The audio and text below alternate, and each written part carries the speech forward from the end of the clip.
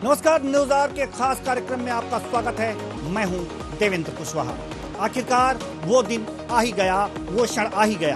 Bharat G20 शिखर सम्मेलन की अध्यक्षता कर रहा है। आज यानी शनिवार को समिट के पहले दिन दुनिया की 20 प्रमुख अर्थव्यवस्थाओं के दिग्गज नेता एक साथ बैठे और वैश्विक मसलों पर मंथन किया। दिल्ली में भारत मंडपम में कार्यक्रम हो रहा है। यह समिट 2 दिन चलेगा। इस दौरान विभिन्न मंत्री स्तरीय और कार्य समूहों की बैठकें होंगी। एजेंडे में जलवायु परिवर्तन, ऋण, खाद्य सुरक्षा, स्थिरता और जियोपॉलिटिकल तनाव पर चर्चा शामिल है। वहीं भारत ने इस वर्ष शिखर सम्मेलन की theme one earth, one family, one future रखी है। सभी की निगाहें नेताओं की संयुक्त घोषणा पर है। G20 में अफ्रीकन यूनियन को अस्थायी सदस्यता के लिए आमंत्रित किया गया है। पीएम ने कहा है कि सबके साथ की भावना से ही भारत में प्रस्ताव रखा था कि अफ्रीकन यूनियन को G20 की अस्थायी सदस्यता दी जाए। मेरा विश्वास है कि इस प्रस्ताव पर हम सबकी सहमति है। आप सबकी सहमति से कार्यवाही शुरू होने से अफ्रीकन यूनियन को अस्थायी सदस्यता के लिए आमंत्रित करते हैं। सुनिए क्या कुछ कहा प्रधानमंत्री नरेंद्र मोदी ने। आप सबकी सहमति से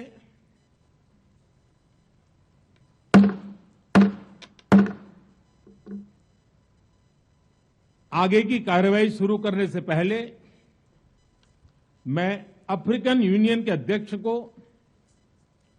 G20 के स्थायी सदस्य के रूप में अपना स्थान ग्रहण करने के लिए आमंत्रित करता हूं। पीएम मोदी ने विश्व में विश्वास का संकट बताकर सबका साथ सबका विश्वास वाला मंत्र दिया। मोदी ने कहा कि ये वो समय है जब वर्षों पुरानी चुनौतियां हमसे नए समाधान मांग रही हैं। इसलिए हमें मानव शांति दृष्टिकोण के साथ अपने हर दायित्व को निभाते हुए आगे बढ़ना है। कोरोना के बाद विश्व में एक बहुत बड़ा संकट विश्वास के अभाव का आया है। युद्ध ने इस विश्वास के संकट को और गहरा कर दिया है। जब हम कोविड को हरा सकते हैं तो हम आपसी विश्वास पर आए इस संकट पर भी विजय प्राप्त कर सकते हैं। आज G20 के प्रेसिडेंट के तौर पर भारत पूरी दुनिया का आह्वान करता है कि हम मिलकर सबसे पहले वैश्विक तौर पर इस संकट को विश्वास और भरोसे में बदलें। यह हम सभी के साथ मिलकर चलने का समय है। इसलिए सबका साथ, सबका विकास और सबका विश्वास, सबका प्रयास का मंत्र हम सभी के लिए एक पथ प्रदर्शक बन सकता है। कोरोना के बाद विश्वास के अभाव का संकट आया है। युद्ध ने इस संकट को और गहरा कर दिया है। आज इसी समिट की बैठक पर और अफ्रीकन यूनियन को G20 की सदस्यता पर हम चर्चा करने वाले हैं। जानने की कोशिश करेंगे कि अफ्रीकन जो यूनियन है अगर G20 समिट का सदस्य बन गया है तो इससे पूरे विश्व को क्या लाभ होने वाला है। आज इसी मुद्दे पर हम चर्चा करेंगे। और भी तमाम मुद्दे हैं जिन पर हम चर्चा करेंगे एक एक करके। तो सबसे पहले चर्चा में सम्मिलित हुए अपने मेहमानों से आपका परिचय करा दें। दिनेश सिंह जी राजनीतिक विश्लेषक हमारे साथ जुड़े हुए हैं। साथ ही साथ डॉक्टर आलोक सोती राजनीतिक विश्लेषक ये भी हैं हमारे साथ जुड़े हुए हैं। दोनों दिग्गज मेहमानों का बहुत बहुत स्वागत है हमारे इस कार्यक्रम में। चर्चा की शुरुआत करें। सबसे पहले तो हम ये चर्चा करेंगे कि आज हम विश्व के धुरंधर देशों के प्रतिनिधियों के साथ एक महापंचायत में बैठे हैं और उस महापंचायत का सरपंच जो है भारत है, जो हमारे लिए बहुत ही गर्व की बात है। और इसकी हम आप सभी दर्शकों को बधाई देते हैं और साथ ही साथ अपने मेहमानों को भी। चर्चा की शुरुआत करते हैं। चर्चा की शुरुआत राजनीतिक विश्लेषक दिनेश सिंह जी आपसे। सवाल यह है, अफ्रीकन यूनियन को सदस्यता मिली है G20 समिट की। इससे पूरे विश्व को क्या लाभ होने वाला है, भारत को क्या लाभ होने वाला है, अफ्रीकन यूनियन को क्या लाभ होने वाला है? जी नमस्कार सुषमा जी, आपको और आलोक जी। दोनों मेरे नमस्कार। देखिए, सबसे पहले तो ये कि हमारे लिए बड़ा गर्व का क्षण है आज की इतना बड़ा आयोजन जो है, इतने बड़े पैमाने का आयोजन जो है, जो कि करीब करीब हमारे देश में 200 सिटीज में फैला और मतलब 200 जो बैठक हुई और 60 से ज्यादा जो है अपने उनमें सिटीज में हुआ।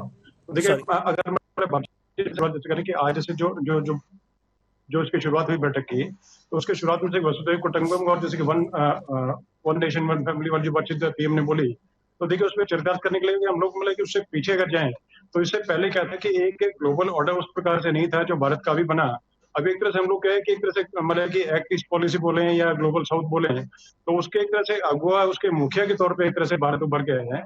और अभी जैसे अगर बोले जैसे कि अब अफ्रीकन यूनियन, तो अफ्रीकन यूनियन का बहुत बड़ा महत्व इसलिए बनता है क्योंकि 55 देशों को देखिए ऐसे कि कुशवाजी समूह है और करीब के 15% वर्ल्ड की पॉपुलेशन और 5% ट्रेड को रिप्रेजेंट करते हैं। और बहुत बड़ा जो अगर मतलब फासला तय करने की बातचीत उसको बोलेंगे, इसलिए बोलेंगे क्योंकि इससे पहले मतलब बहुत सारी जो समस्याएं थी अफ्रीका की, उसके बारे में हमेशा जो है वो अग्रसर रहा है भारत, और भारत ने बहुत प्लेटफॉर्म पर उनकी बात को उठाया है। और इससे एक तरह से हमें बहुत बड़ा एज मिलेगा क्योंकि एक तरह से अफ्रीकन यूनियन का साथ एक तरह से हमारे साथ में, और हम एक तरह से अपने मुख्य तरह देखने का काम या मुख्य के रूप में देखने का काम करेंगे। क्योंकि जैसे इससे पहले जैसे कि देखा जाए तो उसमें 19 जो कंट्रीज हैं और उसमें 7 प्लस 1 का यूरोपियन यूनियन। तो यूरोपियन यूनियन को एक तरह से ये मान के चले कि वो एक तरह से जो कॉलोनाइजर जो है, मतलब जिन्होंने एक तरह से पहले जो राज किया करीब करीब देशों पे और अफ्रीका पे खासकर, तो उन देशों को एक तरह से समूह मान के चले। और अब अफ्रीकन यूनियन जो है ये हमेशा एक तरह से शोषित रहा है और वंचित रहा है, तो इनकी आवाज बन करके मतलब एक तरह से ग्लोबल साउथ मान के चलें कि जैसे कि मतलब एक वंचित एक तरह से मतलब जो क्षेत्र है उनकी आवाज बन के एक तरह से जो है भारत उठा, और उससे एक तरह से मतलब कि अलग एक एज मिलेगा और एक तरह से नया वर्ल्ड ऑर्डर एक्सेप्ट होगा और एक तरह से वर्ल्ड लीडर की तरह जो है भारत जो है वो काबिज हुआ है। और दूसरा क्या है कि इससे हमें एक फायदा ये मिलेगा कि जैसे कि एशिया में क्या समय है कि वर्ल्ड में एक तरह से वर्ल्ड लीडर ग्लोबल लीडर की तरह मतलब स्थापित हो ही गए हैं, और एशिया में और चाइना जो है, चाइना को पीछे करने में हमें काफी मदद मिलेगी, ट्रेड में हमारी काफी बढ़ोतरी होगी। और दूसरा इसके अलावा बोले जाए कि देखिए खनिज जो पदार्थ है उनका वहाँ पर भंडार है। अगर जैसे अफ्रीकन यूनियन बोले 55 देशों के जो समूह है, तो जगह जगह मतलब कि सोने से लेके कोयला और हर तरह के जो खनिज हैं उनका वहाँ भंडार है हर तरह का, तो उससे काफी चीजों को इसमें ट्रेड पे काफी चीज निर्भर करती है कि रॉ मटेरियल जो है वहीं से एक तरह से काफी कुछ आता है जो कि अभी तक तरह से कि अनएक्सप्लोर्ड था, कि उसका एक्सप्लोरेशन इतना नहीं हुआ था।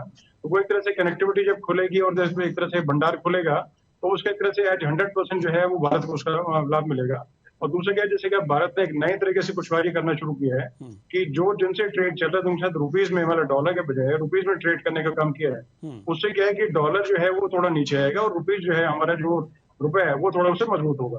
तो ये मतलब दूसरा फायदा होगा। तीसरा देखिए जैसे एक तरह से हमें जो जो हमने मतलब जो 60 सिटीज में यहाँ पर जो किया सम्मेलन किया, 200 से ज्यादा बैठकें, तो उससे क्या एक तरह से हमारे इंटरनल जो है मतलब कल्चर का जो है वो प्रभाव छूटता हुआ नजर आता है कि जगह जगह नजर आता है कि ठीक है भाई हम लोग एक तरह से यूनाइटेड कंट्री हैं और कल्चरल रिच कंट्री है, उसका सारे देश को पता लगा और सारे देश में पता लगा कि इतना बड़ा स्तर का आयोजन जो है भारत ने किया है, इतना बड़े स्तर का पहले कभी किया नहीं गया। और इतने सारे डिग्नेटरीज मतलब मान के चलें कि 1200 से ज्यादा हाईली प्लेस्ड डिग्नेटरीज और उनका 1 लाख से ज्यादा जो है सपोर्ट स्टाफ, और उसके लिए जो इस तरीके से इतना तक मतलब इतना बड़ा आयोजन किया गया जिसमें ये देखें इससे पहले कभी मतलब देखने सुनने में तक मतलब आदमी सोच नहीं सकता था इस तरह किया जाता है। बायोलॉजिकल वारफेयर जो है उससे निपटने तक की तैयारी, मतलब जो दिल्ली के 4 बड़े अस्पताल हैं उनको आर्मी ने टेक ओवर कर लिया कुछ वजह, और उसमें एक तरह से बायोलॉजिकल जैसे कि अगर कोई किसी प्रकार रासायनिक या इस तरह कोई अगर अटैक खुदा न खास्ता अगर होता है तो उस केस में करने के लिए हो गया। दूसरा उसके अलावा ये मान के चलते कि बाहर अगर विदेश की अगर बात करते हैं कि अफ्रीकन यूनियन जो है, तो अफ्रीकन यूनियन के जो है उनको जैसे बुलाया गया यहाँ पर, तो पहले एक दिन पहले वो लोग यहाँ पर आते थे और उससे पहले पीएम मोदी है उनके साथ में एक तरह से उनकी वार्ता अलग अलग भी हुई, और उससे क्या है कि आपस में एक सौहार्द बड़ा एक तरह से रिश्ता बना और ग्लोबल जो ट्रस्ट वाली बातचीत थी, जैसे कोविड के बाद में बहुत सारी चीजें पिछड़ गई थी तो उससे फर्क पड़ा। दूसरा क्या है ग्लोबल टेररिज्म, जैसे उन्होंने आज पीएम ने बोला कि ग्लोबल टेररिज्म और साइबर सिक्योरिटी, क्योंकि जैसे किसी देश की अगर इकोनॉमी अगर पिछड़ती है तो ये मान के चले कि वहां पर अगर टेररिज्म अगर हुआ तो ग्लोबल मतलब कि जैसे वो जो ऑर्डर में पिछड़ेगा और साथ साथ उसकी इकोनॉमी जो है वो बर्बाद होगी और टेररिज्म जो है उसको बढ़ावा मिल गया। जैसे अगर एक टेररिज्म का कुछ अगर हिंदुस्तान में हुआ और जाके अगर वो पाकिस्तान में छुप गया या बांग्लादेश में छुप गया, किसी और कंट्री में छुप गया, तो वो एक पकड़ में आने वाली बातचीत बड़ी मुश्किल होती है। लेकिन आपस में बायलैटरल इस तरह के जो टॉक्स होती हैं, इससे कि आपस में जो समझौते होते हैं, तो हमें उम्मीद है कि इसमें भी इस तरीके से अफ्रीकन यूनियन के साथ तो होना ही होना है। उसके अलावा और जगहों पे जगह जगह जो कंट्रीज है उनके साथ जैसे हमारे बायलैटरल टॉक्स के साथ में और जो समझौता होंगे, उससे क्या है कि इस तरह की चुनौतियां जो है उनसे निपटने में हमें बहुत आसानी मिलेगी और बहुत फायदा उससे मिलेगा। कुशवाहा जी, इससे मतलब कि मतलब जो देश है वो काफी आगे जाएगा और बहुत हमें आगे से फायदा होगा। जी बिल्कुल। हमारे साथ डॉक्टर आलोक सोती जो राजनीतिक विश्लेषक हैं, बड़ी देर से अपनी बारी का इंतजार कर रहे हैं। डॉक्टर आलोक सोती जी, आपकी मुस्कुराहट बता रही है कि इस समिट से आप बहुत खुश हैं और सभी भारतीयों को खुश होना चाहिए। दिनेश सिंह जी भी खुश हैं, हम भी खुश हैं, पूरे भारत के लोग खुश हैं इस उपलब्धि से। ये इस जो समिट की थीम आज की रखी गई है, हम उस पर आपसे बात कर लें। थीम है one earth, one family, one future. पहले तो ये थीम के बारे में मुझे समझाइए, हमारे दर्शकों को भी इसकी जानकारी हो जी, उसके बाद फिर आगे के प्रश्न करते हैं। देखिए, आज अगर आप देखें तो पूरा वर्ल्ड यहाँ पे हुआ है। पश्चिम के दो महान शक्तियां हैं, बाइडेन साहब हैं यूएस से आए हुए हैं और सुनक साहब जो हैं आपके यूके से आए हुए हैं। हालांकि पूर्व से आप देख सकते हैं कि जीनपिंग साहब नहीं आ पाए हैं और पुतिन साहब, चूंकि लड़ाई चल रही है उनकी यूक्रेन से, इसलिए वो वहां से नहीं आए, लेकिन उनके जो प्रधानमंत्री जी है वो सब आए। यानी विश्व की, जैसा कि अभी बताया गया आपको कि 1200 बड़ी हस्तियां वो आज भारत में उपस्थित हैं। ये एक बहुत बड़ा अचीवमेंट है। यही समझ लीजिए कि वन अर्थ जो सिस्टम है जो बनाना चाह रहे हैं वो आपका बन के चला आ रहा है। तो कुल मिला के, मेरी आवाज पहुंच रही है आपको? जी बिल्कुल पहुंच रही है सर। जी जी जी। तो कुल अगर आप देखें कि जो 220 के आसपास हमारे पास कंट्रीज हैं और उसके अंदर जो 20 जो सबसे जो ग्लोबली सबसे स्ट्रांग लोग हैं जिनके लिए ये G20 बोला गया है, वो सारी हस्तियां जो है यहाँ आई हुई हैं। सबसे बड़ी बात ये है कि आप जैसे ग्लोबल का कहा कि वन नेशंस या वन ग्लोब, वन नेशंस या एक तरीके के लोग यहाँ पे हैं। तो अगर आप देखें इधर सऊदीया को देखिए, प्रिंस साहब भी आए हुए हैं। इधर आप इजिप्ट को देख सकते हैं, टर्की में देख सकते हैं जो हैं उनके भी प्रेसिडेंट साहब आए हुए हैं। तो कुल मिला के विश्व की जितनी बड़ी हस्तियां हो सकती हैं वो आई हुई हैं। तो इससे साफ नजर आ रहा है कि अगर एक प्लेटफॉर्म पे इतनी बड़ी बड़ी हस्तियां इकट्ठा हो सकती हैं तो क्यों नहीं जो है पूरा जो अर्थ है उसमें जितनी भी कंट्रीज हैं उनको एक कॉमन प्लेटफॉर्म पे लाके एक कॉमन प्रोग्राम्स के लिए लाया जाए। हालांकि जो G20 है ये ग्रुप बेसिकली व्यापार के लिए, इकोनॉमी के लिए, इस प्रकार के लिए ये बना हुआ है कि हम अपना कमर्शियल इंटरेस्ट को कैसे कर सकते हैं और इसमें लोगों को कैसे आपस में जोड़ सकते हैं। आपने देखा अभी प्रधानमंत्री को बहुत बारीकी से सुना होगा, तो वो पोस्ट कोरोना की बात कर रहे थे कि पोस्ट कोरोना के बाद लोगों का विश्वास, इसका मतलब आप देखें, विशेषकर अभी अपने अफ्रीका की बात की तो अब आपने देखा था कि जिस तरीके से चीन की पॉलिसी थी वो जाके एक हैवी लोन्स देता है और कंट्रियों के जो होता है वो लोन वापस नहीं कर पाती, फिर वो अपना आधिपत्य उस पर जमाता है। ये अविश्वास था। और दूसरी बात, कोरोना के समय जो हेल्थ के समय इशू हुआ है, जो इकोनॉमिक के इशू हुआ है, उस समय भारत का जो कंट्रीब्यूशन रहा कि कोरोना की वैक्सीन को गरीब देशों को फ्री में देना और ज्यादातर फ्री में ही वापस गई हैं। अब इससे अपनी प्रेजेंस को उसने मजबूत कर लिया। विशेषकर अफ्रीका की अगर हम बात करें तो जिस तरीके से अफ्रीका में जो 55 देश हैं और वहां पे जो मिनरल रिसोर्सेस हैं वो बहुत ज्यादा हैं, उसको किस तरीके से यूटिलाइज किया जाए। देखिए, एक जो था एरा था जब कह सकते हैं कि उपनिवेशवाद था कि अंग्रेज जाते थे, डच जाते थे, यूरोप से जाते थे और कुछ कंट्रियों पे कब्जा कर लेते थे और बगैर किसी नियमानुसार वहां का दोहन करते थे और उस हिसाब से देश चलता था।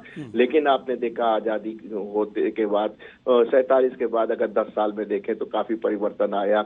1957 तक काफी इंडिपेंडेंसी आई, लेकिन जो वहाँ के जो मूल निवासी हैं, जो वहाँ के लोग हैं, जो क्षेत्र के लोग हैं, उनकी जो हालत में सुधार होना चाहिए या कंट्री को जिस तरह बनना चाहिए, जैसा कि जो फार्मूला इस देश में लगाया है कि सबका साथ, सबका विश्वास, सबका विकास और सबका विश्वास, यही थीम जो है ऑलमोस्ट जो है अंग्रेजी भाषा में कहकर G20 में इसका समावेश किया गया है। और इससे ये है, विशेषकर ये जो अधिवेशन है आज का जो चल रहा है, आज का दिन अफ्रीकन यूनियन के लिए है। और जिस खूबसूरती से हमारे प्रधानमंत्री जी ने चाइना का बगैर नाम लिए जो विश्वास अपना दिखाया है भारत का आफ्टर कोरोना पोस्ट कोरोना, वो बड़ा महत्वपूर्ण बात है। इसको बारीकी से समझने और जानने की बात है कि अब भारत की जो प्रेजेंस है वो अफ्रीका में बढ़ेगी। तो जो वहाँ के मिनरल रिसोर्सेस हैं और जो वहाँ के जो नेचुरल रिसोर्सेस हैं उस पे काम होगा। और क्लाइमेट चेंज में आप देख रहे हैं कि जिस तरीके का विश्व में आपको चेंजेस देखने को मिल रहे हैं। आपने यूरोपियन में एसिड रेन की बात सुनी होगी जो अभी भी हो रही है, क्योंकि जब 1800 में इंडस्ट्रियलाइजेशन हुआ उसका इतना धुआं हो गया कि ओजोन लेयर जो थी वो फट गई थी। ऐसे में जो है बारिश होने लगी थी, वो सीधे आ रही थी, तो उसमें एसिड रेन की फिनोमेना आपको सामने देखने को मिला था।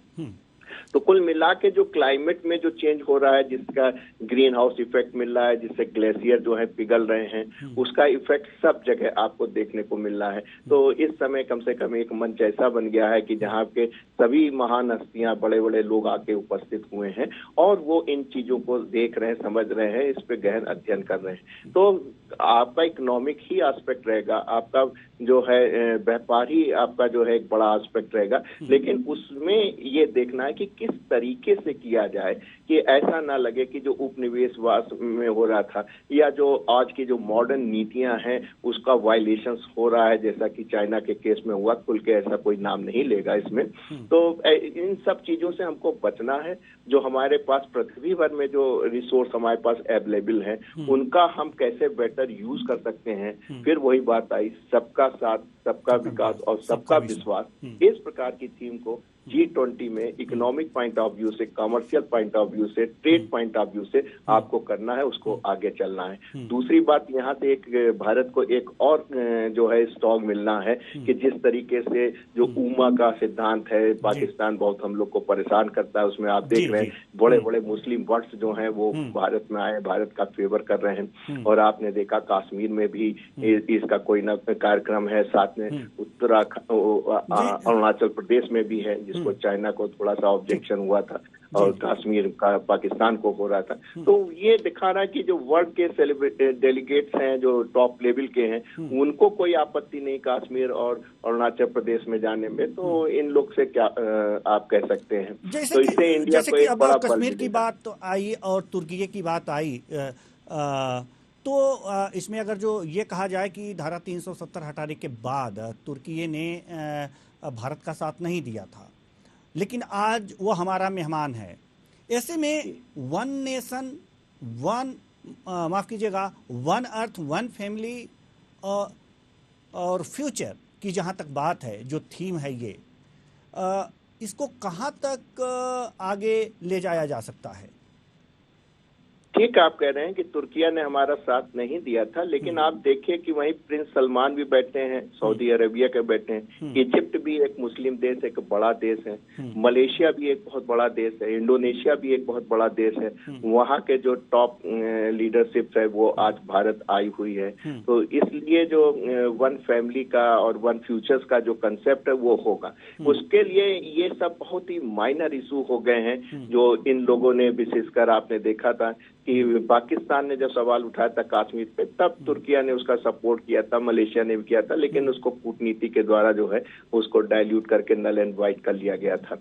इसी तरह चाइना का है। लेकिन इस समिट से होने से जो, फिर मैं वो अपने बात को रिपीट कर रहा हूँ कि ये कमर्शियल पॉइंट ऑफ व्यू से बहुत है, और हमको लग रहा है कि इंडिया की जो प्रेजेंस अफ्रीका में होने वाली है वो एक बड़ी अद्वितीय होगी, अकल्पनीय, अविश्वसनीय होगी, जिसका इफेक्ट आपको 4 से 5 साल बाद दिखाई पड़ेगा। हालांकि वैसे भी हमने देखा कि अफ्रीका में जो है, जो ऑटोमोबाइल्स थी चाइना की, उसको लोग प्रेफर कम कर रहे हैं। अब इंडिया की जो बजाज की है और कई कंपनियों की ऑटोमोबाइल्स है वो वहां पे काफी पॉपुलर हैं और चल रही हैं, लेकिन वो इतना पर्याप्त नहीं है जब तक बायलैटरल सिस्टम नहीं बनेगा और आपके जो हैं MOU नहीं साइन होंगे, तब तक वहाँ के जो नेचुरल रिसोर्सेस हैं हम उनको जो है एक्सट्रैक्ट नहीं कर पाएंगे, उनका जो है सही उपयोग नहीं कर पाएंगे। तो कुल मिला के आने वाला समय भारत के लिए बहुत उत्तम दिखाई दे रहा है। दुनिया भर के जो महारथी हैं वो यहाँ आए हैं और तमाम चीजों पे MOU साइन होंगे, एग्रीमेंट होगा और देखने की बात है कि एक फैमिली बनेगा पूरा विश्व और उसका फ्यूचर भी बहुत अच्छा होगा। जी, जैसा कि वन अर्थ की जहाँ तक बात है और फैमिली की बात है, ये जो थीम है, अगर जो संयुक्त राष्ट्र संघ को एक तरह से असहाय की स्थिति में आज है, कई बार उसके महासचिव ये कह भी चुके हैं कि असहाय की स्थिति में है, अगर उस पे उसको और सार्थक बनाने के और उसे मजबूत बनाने की अगर जो इसमें कवायद हो तो शायद ये जो थीम रखी गई है आज की वन अर्थ और ये सारी चीज़ें तो शायद सार्थक हो। दिनेश सिंह जी, लेकिन ये होगा कैसे? देखिए कुशवाहा जी, ऐसा है कि सबसे बड़ी बात अगर देखी जाए तो पहले में और अब में ये फर्क है कि पहले क्या है कि हाथ पैर की लड़ाई जैसे हुआ करती थी कि ठीक है हथियारों के बल पे और ये सब चीज जैसे कब्जा करना वो सब चीज चलती थी, लेकिन अभी वो चीजें संभव नहीं है। अभी मतलब मेन देखिए ट्रेड वॉर है कि किसका कितना बड़ा ट्रेड है, तो उसी हिसाब से उसका प्रभुसत्ता और उसकी जो चीजें हैं स्थापित होती हैं। जैसे अमेरिका है तो अमेरिका एक तरह से कि किसी लड़ाई करने का काम नहीं करता, कूटनीति से ही ज्यादातर काम करता है और उसका ट्रेड बड़ा है इसीलिए उसका कद बड़ा है, तो कहने वाली बातचीत यही है। और जैसे कि मतलब अभी जैसे हमारे यहाँ जैसे कि G20 का आयोजन है तो उसमें देखें कि एक तो 20 कंट्रीज का समूह, साथ में 9 जो है अपना आमंत्रित सदस्य है, उसके अलावा ये मान के कि 14 जो है ऐसी संस्थाएं WHO, UN, ADB, world bank, इन सबको बुला रखा है। तो ये सब भी आकर के देखेंगे तो देख करके जब जाएंगे तो उनके दिमाग में भी एक धमक होगी भारत की कि हाँ ठीक है कि हिंदुस्तान जो है पहले वाला भारत, पहले वाला इंडिया नहीं रहा। अब हमें देख समझ के चलना पड़ेगा। जैसे कि मतलब कि मैं एक छोटा सा एग्जांपल आपको देना चाहूंगा, मतलब थोड़ा सा अलग है लेकिन मतलब आवश्यक है इसलिए बता रहा हूँ कि कुशवाहा जी, मतलब जैसे जब कोविड था तो कोविड के समय पे WHO बहुत तरह के प्रश्न उठे थे कि चाइना ने पहले जबकि बता दिया था, चाइना से पहले इनकी बातचीत हो चुकी थी लेकिन फिर भी उन्होंने रिपोर्ट करने में देरी करी और क्या कारण था क्या नहीं पता नहीं। और ओवरऑल जैसे देखा तो सभी जैसे उसको भी एक तरह से जो चाइना के पास वाले के अपुष्ट खबरें बोले, पुष्ट खबरें जो बोले, लेकिन एक तरह से ये था कि एक मतलब उस वक्त जैसे कि आपदा में अवसर देखने वाला काम चाइना ने किया था, लेकिन बाद में उल्टा उसी के पड़ गया तो बच्चे रह गए, मतलब खुद बिखर के रह गया। इसलिए देखिए इसमें ट्रेड, सभी चीजों में ट्रेड जो है उसकी संभावनाएं तलाश करने की चीजें रहती हैं कि कौन कितना अपने ट्रेड बढ़ा सकता है। तो उसी प्रकार से हिंदुस्तान, भारत जो है वो भी, हम लोग भी अपने तरीके से अपना ट्रेड कितना बढ़ा सकते हैं, तो उसी मतलब क्रम में आप मान के चले कि अफ्रीकन यूनियन जो है वो बहुत सहायक हमारे लिए रहेगा, उनके लिए फायदा, मतलब दोनों तरफ का एक तरह से फायदे का काम है। और उसी प्रकार जैसे कि मतलब जैसे कि US प्रेसिडेंट बाइडेन जो है उनके साथ जैसे मुलाकात हुई तो बायलैटरल टॉक से PM मोदी के साथ में उससे हमें एक बहुत बड़ा फायदा हुआ कि हम लोग पहले से इसे वर्किंग कर रहे थे। जैसे सेमी कंडक्टर है, मतलब छोटे से लेके बड़ी से हवाई जहाज तक, मतलब जैसे कि आप मान के छोटा ट्रांजिस्टर है उससे लेके हवाई जहाज तक में एक प्रोसेसर सेमी कंडक्टर वो सब में लगता है और उसमें वियतनाम जो है उसकी मोनोपोली हुआ करती थी और चाइना भी उसके पीछे पूरी तरह लगा होता किसी तरीके से जैसे मर्जी करके और वियतनाम को हथियार ले जाए, ऐसे उसकी मंशा थी। लेकिन अमेरिका ने एक तरह से उसको एक तरह से हाथ ऊपर रखा हुआ था कि ठीक है कि किसी तरीके से वियतनाम को जो है परेशान ना करते, क्योंकि उनका भी ट्रेड वॉर सिर्फ दूसरे होता था, मतलब सभी चीजें ट्रेड पे थी। US का भी ट्रेड का मतलब उनका साधने का रीजन था वियतनाम को, और इसी प्रकार से मतलब जो अपने तरीके से जो उन्होंने इसको सिक्योरिटी दी तो वो भी रीजन वही था। और चाइना का भी रीजन ये था कि अपने तरीके से सेमीकंडक्टर्स में ज्यादा आगे चाइना नहीं जा पाया। अब हिंदुस्तान में, भारत में सेमीकंडक्टर जब बने शुरू होंगे तो इकोनॉमी में कितना इजाफा होगा, कितना फायदा होगा, ये आप समझ सकते हैं और हम भी समझ सकते हैं। इसी प्रकार से और बहुत सारे जैसे कि अपना कि जैसे कि हेल्थ केयर की अगर बात करें तो हेल्थ केयर में जैसे कि वसुधैव कुटुंबकम के तरीके से कि वन नेशन वन फैमिली, उस तरीके से देख के चले तो उस टाइम वैक्सीनेशन के लिए बहुत सारे छोटे छोटे देशों और बड़े देशों को हमारे यहाँ से वैक्सीन, मतलब जो सोच नहीं सकता था कोई, मतलब किसी ने जैसे कि कोई हमारे जैसे कहता ना कि इंग्लिश में एक तरह से जो इंग्लिश मैगजीन्स वगैरह में छपा करता था पहले कि मतलब स्नेक चार्मर्स की जैसे एक तरह से कंट्री, ठीक है कि पहले की तरह वैसे है कि बिन बजाते हुए जो है सपेरा है और सामने सामने जो है वो सांप नाच रहा है, तो उस तरह की कंट्री के बारे में पोर्ट्रे करते थे। मतलब हमेशा लो लाइट में हमारे देश को दिखाया जाता था। PM मोदी के आने के बाद में एक तरह से ये दिखाया गया कि हर जगह पे जो है वो हमारी मतलब है कि सत्ता बोले, प्रभु सत्ता बोले, ये हमारा अपना एक तरह से मतलब जो एक तरह से ऑर्डर जो था वो स्थापित हुआ। और कोविड के बाद एक तरह से मान के चले कि उसमें एक तरह से डंका बजने वाला काम ही था भारत का हर जगह से कि ट्रेड में हमने बहुत मतलब चहुमुखी विकास किया। वैक्सीनेशन ने हमें बहुत फायदा दिया। उसके अलावा साथ साथ ये मान के चले कि हेल्थ केयर में हमने $10 लाख के आसपास मेरे ख्याल से एक्सपोर्ट किया, और समय थोड़ा बहुत मतलब उसमें फिगर्स में ऊपर नीचे कुछ हो सकता हो, लेकिन बहुत ज्यादा उसमें रहा, उससे काफी मतलब ज्यादा एक तरह से कई फोल्ड जो है इंक्रीज थी नहीं, और आगे से ज्यादा बढ़ने की उम्मीद है। तो उसी प्रकार देखिए ना कि जो ट्रेड में जो बढ़ोतरी हुई उससे मतलब कि एक तरह से पर कैपिटा इनकम बोले या और कुछ बोले, या देश के एक एक व्यक्ति की जो आय बढ़े और रहन सहन का स्तर बढ़े, तो चीजें देखिए वही होती हैं, लेकिन उसके लिए अपने आप को दिखाना ही पड़ता है। तो G20 उसमें एक बहुत फायदेमंद एक तरह से माइलस्टोन की तरह साबित होगा, और एक तरह से इंडिया का एक तरह से ऑर्डर ऐसा स्थापित हो गया कि नो नेगोशिएशन वाला एटीट्यूड एक तरह स्थापित हो जाएगा। ठीक है कि हिंदुस्तान जो है वो अपने आप में, जैसे यूएस का होता है कि ठीक है यूएस एक बेंचमार्क है, यूएस अपने आप में एक ऑर्डर है, उस प्रकार से भारत जो है वो ग्लोबल मतलब एक तरह से लीडर है बन गया है कि वो उसको किसी की आवश्यकता, भारत की आवश्यकता किसी को हो, लेकिन भारत को किसी का आवश्यक उस तरीके से नहीं कि उसके पीछे उसका पीछा करके या उसके पीछे चले या किसी का अनुसरण करे, तो उस प्रकार की आवश्यकता हिंदुस्तान को इस वक्त नहीं है। तो इसी प्रकार के और जैसे बायलैटरल टॉक्स जिनसे हो गए, जैसे सऊदी है, तो सऊदी के आपने देखा कि जैसे बहुत सारे पहले हैं हमारे यहाँ से और आतंकवादी बोल रहे हैं या मतलब और इस तरह के जैसे मान के चले कि इकोनॉमिक ऑफेंसेस करके यहाँ से भाग गए, तो उनको आपस में हमारे समझौते होने की वजह से, और जो अपने आप को मतलब जैसे कहते हैं कि ठीक है मतलब बहुत भारी अपने आप को धुरंधर समझते थे, उनको सिक्योरिटी फोर्सेस हमारे जो हिंदुस्तान की हैं वो जाकर के मेमने की तरह उनको उठा करके यहाँ पर लेके आ गया, और कुछ भी कोई नहीं कर पाया। उसमें वहां के जो शाह थे सबने सहयोग दिया। उसी प्रकार से उनको जैसे दुबई के जो हैं तो उनके साथ में हो गए, सऊदी अरेबिया के प्रिंस हो गए, तो सबके साथ में इस तरह से वाले घनिष्ठता जो है, जैसे कि आपस में जो पीएम मोदी के सबके साथ में है जो घनिष्ठता और जो आपस में जो एक तरह से मैत्री के जो संबंध है, उससे ये फायदा मिलेगा किसी तरह का इकोनॉमिक ऑफेंसेस, टेररिज्म पे लगाम और हमारी एक तरह से ट्रेड में बढ़ोतरी जो है, उन चीजों के बारे में मतलब है कि दिन पर दिन जो है वो मतलब आगे बढ़ते रहेंगे। पहले से उम्मीद होती थी कि हाँ शायद हम इसमें ये कर पाए, लेकिन उम्मीदें अब साकार होती नजर आती हैं, और एक एक चीज में दिन पर दिन जो है बढ़ोतरी होने रही थी। और मतलब कि हमें गर्व है इस चीज में कि ठीक है हम लोग 5वीं मतलब जो है सबसे बड़ी इकोनॉमी, मतलब कि आप मान के चले कि कोई सोच नहीं सकता था कि ब्रिटेन को पछाड़ के हम लोग 5वीं इकोनॉमी बन जाएंगे, और इसी प्रकार जब तीसरी बनेंगे तो उस टाइम पे आप मान के चले कितना स्वर्णिम एक तरह से काल की शुरुआत जी कुछ बिल्कुल बिल्कुल बिल्कुल। डॉक्टर आलोक सोती, हम आपके पास आना चाहेंगे, जैसे कि बात हो रही है ट्रेड की और बातचीत हो रही है MAU साइन होने की, व्यापार की और निवेश की भी, तो अभी जो कल जो बाइडेन आए अमेरिकी राष्ट्रपति, और उनसे जो द्विपक्षीय वार्ता हुई उसमें अमेरिका 5 साल तक निवेश करेगा भारत में। तो हम आपसे जानना चाहते हैं कि आखिर इंडिया को किन किन क्षेत्रों में निवेश की ज़रूरत है, और दूसरा सवाल ये है कि जो अमेरिका है वो किन किन क्षेत्रों में निवेश करना चाहेगा।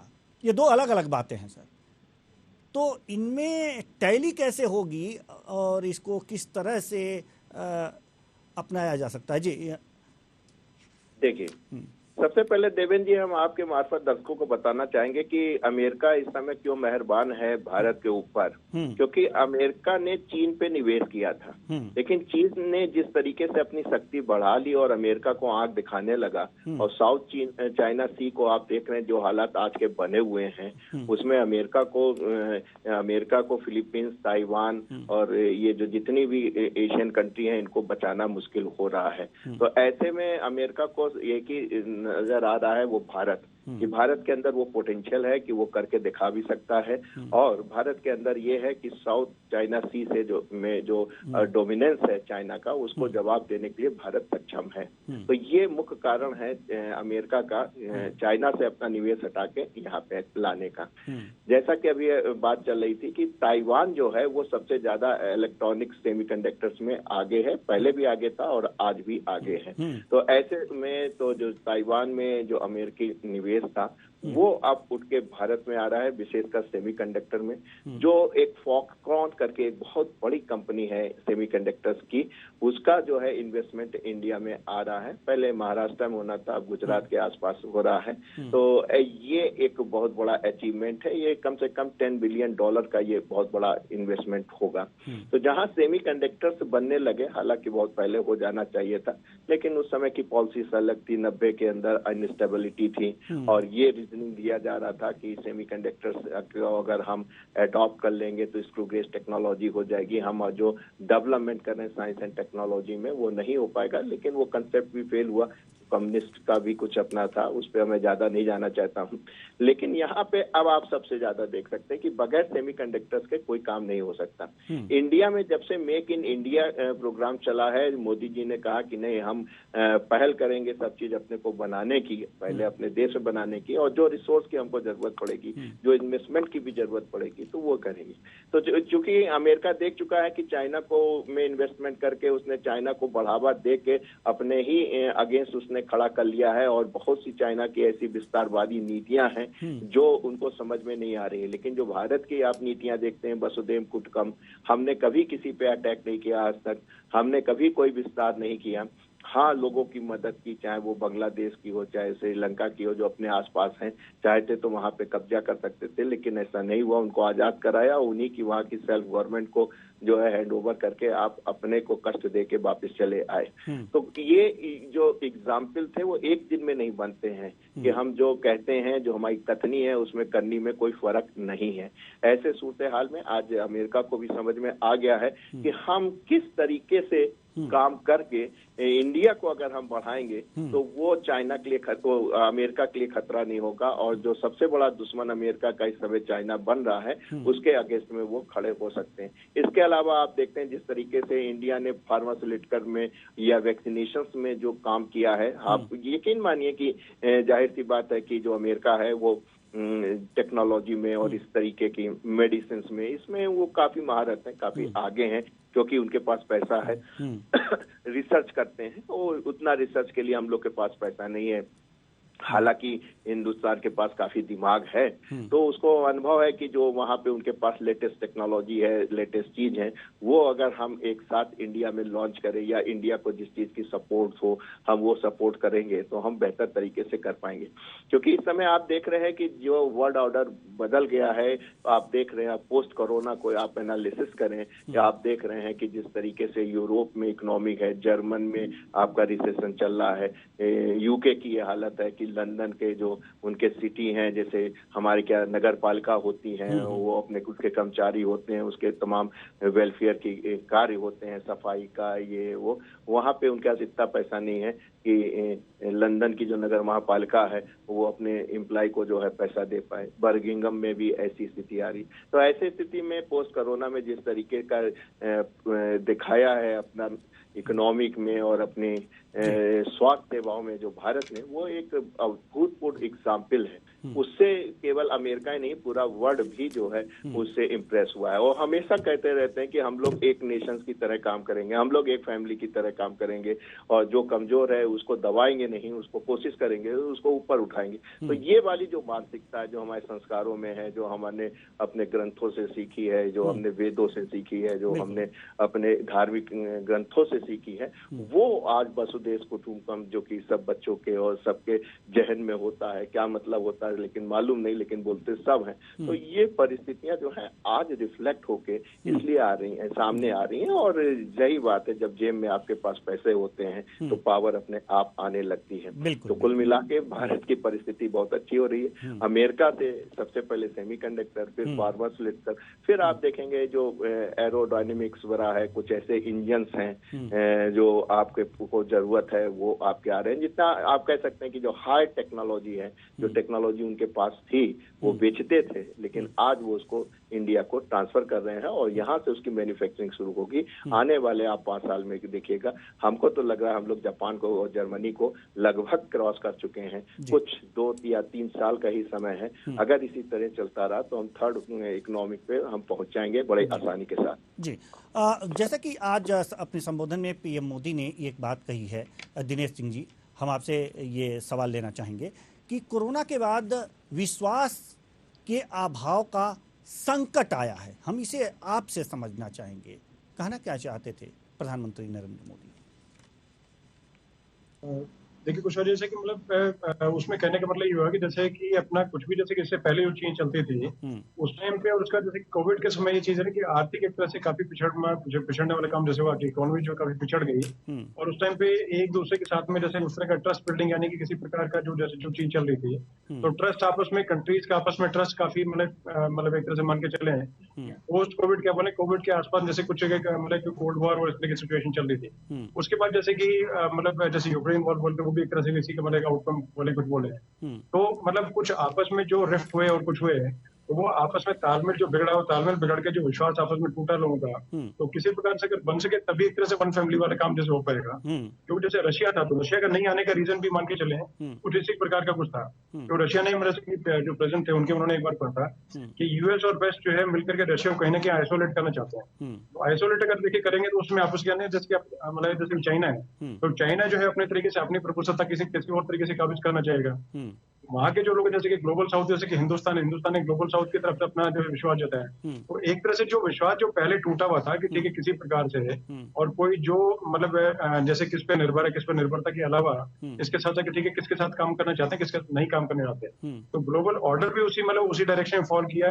और जो जैसे कि रशिया की बातचीत थी, रशिया ने इसे अपना करके किया, और जैसे कि इसमें विश्वास वाली बातचीत की बात थी, जैसे कि सारी दुनिया ने जब मना कर दिया था कि ठीक है इनका इकोनॉमिक एक तरह से इन पे रेस्ट्रिक्शंस लगा दी गए और कोई इनसे ट्रेड नहीं करेगा, तो उस वक्त भी एक तरह से विश्वास जताने की बात होने को बोले, तो रशिया के साथ में ट्रेड हमने किया और हमने एक तरह से अपने आर्थिक लाभ को इसमें देखा, और साथ साथ में एक तरह से क्लियर एक तरह से मतलब सामने हमने मतलब की मैसेज दिया कि भाई हम लोग हमारे मित्र ही रहे हैं, हमें इन पे मतलब एक तरह से भरोसा भी रहा है और हम लोग इनके साथ में काम करेंगे, और उनके साथ में भरोसा बिल्डअप करने की चीजें कुछ चले हैं, वो सब चीजें हैं। और उसके अलावा जैसे और जैसे वैक्सीन की बातचीत चली या मेडिकल जो चीजें थी, तो वो मतलब बहुत सारी चीजों में ये सब चीज चलती चली गई। और उसके बाद में जैसे कि और आपस में जैसे कि जो एक बार स्थिति ऐसी खड़ी हो गई थी कोविड के बाद में कि जैसे कि थर्ड वर्ल्ड वॉर जैसे आज ही चुनना शुरू हो गया, तो उस वक्त भी कंट्री जो है साथ साथ में बटी हुई नजर आई। और अभी जैसे कि एक चीज और साथ में थोड़ा सा अलग बताना चाहूंगा कि जैसे कि एक मतलब जो हमारे वसुधैव कुटुंबकम बोला कि वन नेशन वन फैमिली, तो उसका सही मायने में एक तरह से भारत ने अभी G20 मिला के करके दिखाया है कि जो पहले राजा की स्थिति में थे, जो मतलब कि कॉलोनियल जो थे इंपीरियल पावर्स बोले हैं, जो एक तरह से यूरोपियन यूनियन, उनके बराबर ला करके और खड़ा कर दिया अफ्रीकन यूनियन को, जिन पर राज किया था जो शोषित थे, वो जो वंचित थे। तो एक तरह से वन नेशन वन फैमिली वाला करके दिखाया, तो एक तरह से बराबरी का ढांचा लेके खड़ा किया। और विश्वास की बातचीत उसके बाद ही खड़ी होती है, जैसे आपस में जहां तक तालमेल नहीं बैठेगा तो विश्वास में देखिए बातचीत नहीं बनती, तो आपस में जैसे ट्रेड की एक तालमेल है। अब इसी प्रकार जैसे कि हिंदुस्तान के वजह से जो विश्वास की बातचीत जैसे यूएस ने की, तो यूएस को एक तरह से एशियन रीजन में जैसे जब इनका रिफ्ट हुआ चाइना के साथ में, तो पहले चाइना क्लिंटन जो थे, क्लिंटन के बाद से कुछ चीजें पिछड़ती चली गई थी, और बाद में उसका जैसे जब ट्रंप आया था तो ट्रंप के टाइम पे भी कुछ चीजें ऐसी रही। बाइडेन जब आए तो बाइडेन के टाइम पे थोड़ी बहुत इनको लगा कि ठीक है चाइना के साथ थोड़ा सुधर रहा है रिश्ता, लेकिन बीच में फिर चीजें पिछड़ गई। तो इनको जब आंखें दिखानी शुरू की, तो उसके बाद इनको एक मजबूत अलायंस बैठना चाहिए था एशिया में, जो कि ना इनको आगे दिखा और भरोसा भी उसके साथ रहे। तो उसी को करके अपना बाद में करके जैसे कि अपना कुछ चीजें ऐसे चलते, तो एक तरह से इन्वेस्ट करना, जो इन्वेस्ट पहले चाइना में करने का काम था, वो यूएस ने यहाँ इन्वेस्ट करना शुरू किया। और इनको एक तरह से भरोसा इसी का था कि हाँ हम लोग साथ में चलेंगे, तो उससे मतलब एक तरह से एक नया जो है वो कीर्तिमान मतलब क्या बोले कि उसको मतलब अलग तरीके से वर्ल्ड को एक तरह से बैलेंस करने के काम जो है अलग तरीके से हो पाएगा, और उससे जो चाइना है वही बैलेंस में रहेगा। और उसी प्रकार से आसपास में हमें मदद और इन चीजों की मिली कि जैसे नेपाल कह लें, श्रीलंका कह लें, पाकिस्तान कह लें, तो इनको भी एक तरह से हमने इनके प्लेस में रखा। जैसे श्रीलंका के पास में और जैसे इनका ट्रेड का चल रहा था, जैसे कि आलोक मोदी जी ने बताया था कि इन्वेस्टमेंट जैसे करता था, तो चाइना की पॉलिसी पहले से रही है कि जो छोटी कंट्री है, वंचित कंट्री है, तो उन देशों में जाके इतना भारी इन्वेस्टमेंट और भारी कर्जा पे और भारी रेट ऑफ इंटरेस्ट पे देकर के ऐसा कर देते थे कि जो वापस वो देश ना कर पाए, और उसके बाद में फिर वो मतलब टेक ओवर की पॉलिसी करते थे, लेकिन वो इन्वेस्टमेंट उनके लिए बैड साबित हुआ। और फिर जाकर के इन्होंने क्या करते थे कि एक बार बीच में अपना एक स्पाई शिप था, बड़ा एक जहाज था जासूसी, उसको श्रीलंका में खड़ा कर दिया था, और उसका मकसद सिर्फ ये था कि हिंदुस्तान पे जासूसी करने का। तो उसको बाद में हम लोगों ने एक तरह से अपना कूटनीति, अपना वर्चस्व दिखा करके श्रीलंका को अपनी तरफ किया और उस शिप को वहां से हटवाया। तो एक तरह से उसी दिन से काबिज हो गया था हमारे साथ में, मतलब उसमें इनके साथ में, और उसी प्रकार से दिन से मतलब कि दिन पर दिन जो है उसकी बढ़ोतरी होती चली गई। और फिर यूएस के साथ में एक तरह से जो भरोसे वाली बातचीत है, एक तरह से नया वर्ल्ड ऑर्डर जो है इसी को बोलने की बातचीत करते हैं। और यही चीज है कि आपस में एक दूसरे के साथ जितना तालमेल बैठे, आपस में घनिष्ठता जितनी बढ़े, आपस में मैत्री इतनी बढ़े, तो एक भरोसा भी आपस में जताए, और एक तरह से कि वन टू वन जैसे की बातचीत जितनी होगी उतना आगे बातचीत बढ़ेंगे। तो ये जितने समिट जैसे SCO बोले हैं, राइसिना डायलॉग बोले हैं, G20 बोले हैं, आसियान देशों के बोले हैं, तो ये सभी समिट जो एक तरह से इसी को बढ़ाने का काम करते हैं कि आपस में मैत्री बढ़े, आपस में जो भाईचारा बढ़े, तो उसी से मानवता का कल्याण के रास्ते में चलने का काम है। और हर चीज में जैसे कि इस पे डिस्कशन सिर्फ ट्रेड तो है ही है, ट्रेड के साथ जैसे कि और चीजें से होती है, क्लाइमेट है, तो क्लाइमेट चेंज के लिए भी काम करना आवश्यक है, तो वो भी उन्होंने किया। फर्टिलाइजर, फूड सिक्योरिटी, सेफ्टी, दुनिया भर की चीजें तो उन सब पे काम किया, जिससे कि मानवता कल्याण होगा। सभी का मतलब कि रोटी, कपड़ा, मकान जी, की जरूरतों के साथ साथ स्वच्छ जो पर्यावरण हमारा है और जो अपना मूलभूत सुविधाएं उनको बढ़ोतरी करने में और ये कि आदमी का जीवन स्तर बढ़ाने में मदद मिलेगी उसमें। जी कुछ बात जी। चूंकि घड़ी की सुइयां इजाज़त नहीं देती कि हम इस चर्चा को और आगे बढ़ाएं, नहीं तो बहुत सारे प्रश्न थे और उसके उत्तर आप जैसे विद्वानों से जानने थे, लेकिन फिर भी मौका मिलेगा। कुछ कहना चाह रहे थे डॉक्टर आलोक सोती, कुछ कहना चाह रहे हैं जी, जल्दी से। देखिए, हम लोग ने यूएनओ को देखा था और यूएनओ को हमेशा हम लोग ने समझा था कि टूथलेस टाइगर है, क्योंकि उसका मेन काम था कि युद्ध को रोकना। आज तक अगर देखा जाए पिछले 30 सालों में जितनी भी लड़ाइयाँ हुई हैं उसमें यूएनओ कोई रोल नहीं अदा कर पाया, चाहे लेटेस्ट आप रशिया और यूक्रेन की देख लीजिए। लेकिन हमको लग रहा है G20 जिस तरीके से ट्रेड में आगे बढ़ेगा ये बड़ा अद्वितीय होगा और ये एक नया वर्ल्ड ऑर्डर जो है जरूर स्टेब्लिश करेगा। जी, तो वास्तव में ये पूरे विश्व में भारत को और ख्याति देगा। बहुत बहुत धन्यवाद दोनों मेहमानों का, आप आए और अपने अपने विचार साझा किए। तो कुल मिलाकर G20 समिट की जो बैठक है आज शुरू हो चुकी है और इसमें अब जो भी मंथन होगा और मथ करके जो भी सामने मक्खन निकलेगा उसकी जानकारी, उसका स्वाद हम आपको लगातार चखाते रहेंगे। फिलहाल इस कार्यक्रम में बस इतना ही, मुझे दीजिए इजाजत। नमस्कार।